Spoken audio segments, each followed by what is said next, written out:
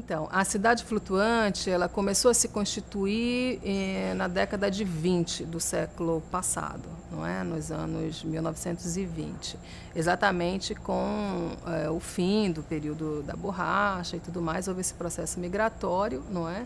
Onde a população que migrou para a cidade de Manaus, principalmente pescadores, acabaram se estabelecendo em cima das águas do Rio Negro através de uma outra moradia, que são os flutuantes, não é?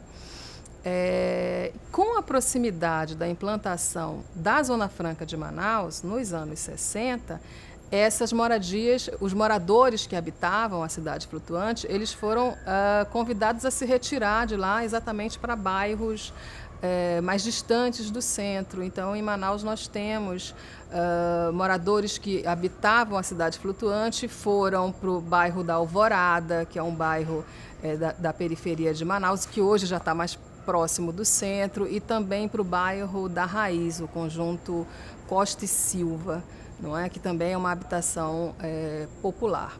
Agora, houve um momento do prazo final, em que os moradores realmente tinham que sair de lá, porque aqueles flutuantes seriam retirados. E chegou o dia final, não é, em que os moradores realmente deveriam ser retirados de lá. E quem não saiu para seguir o seu caminho, mudar de casa e tudo mais, foi retirado das casas, e essas casas, elas foram, como são flutuantes que ficam presos no fundo, né, do rio, esses flutuantes eles foram retirados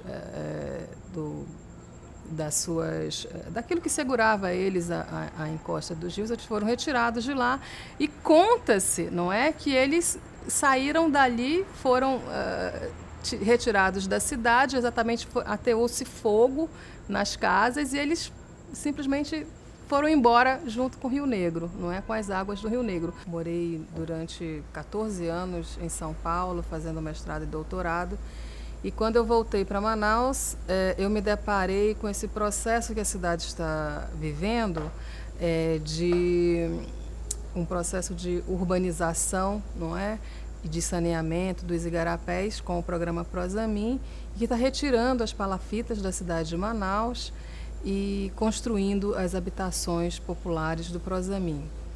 E foi, na verdade, um grande espanto, né?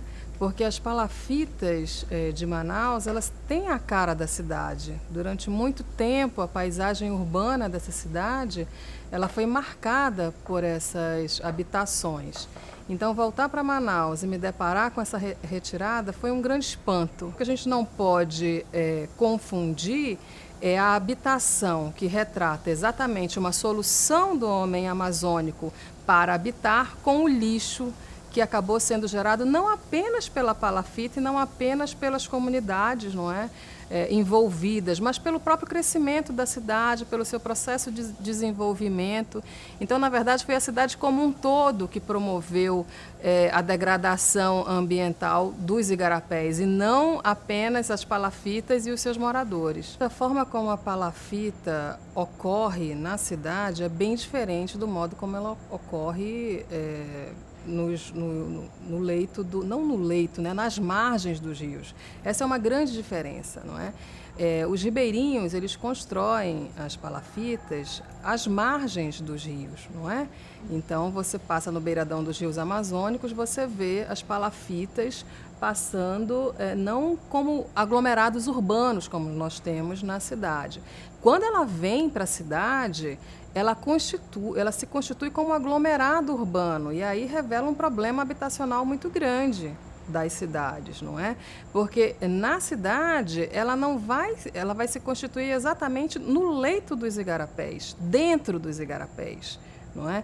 Por isso que as palafitas, elas têm aquelas pernamancas muito altas. Quando a gente diz que ela é uma solução do homem amazônico para se adaptar a esse ambiente, é exatamente porque ele percebe esse ciclo das águas, não é?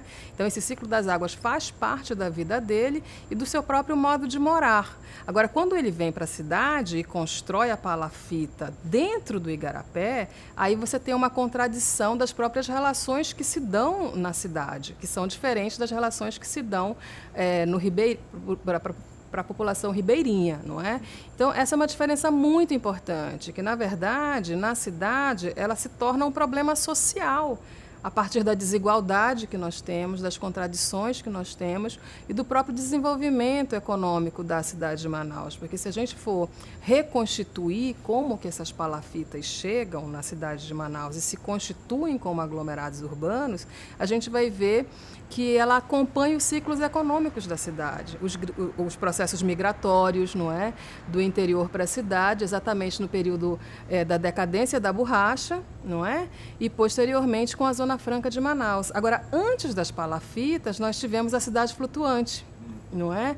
Que foi um grande aglomerado urbano em frente à cidade de Manaus, não é? Sobre as águas do Rio Negro, e que começou ali por volta de 1920, foi até os anos 60, pouco antes da implantação da Zona Franca de Manaus. E essa construção não encontrou abrigo na cidade de Manaus, ela foi violentamente retirada da cidade de Manaus. As palafitas não, as palafitas elas entram na cidade. Isso é uma coisa muito interessante, porque é uma cultura ribeirinha que ela entra na cidade e ela se torna parte da paisagem urbana dessa cidade.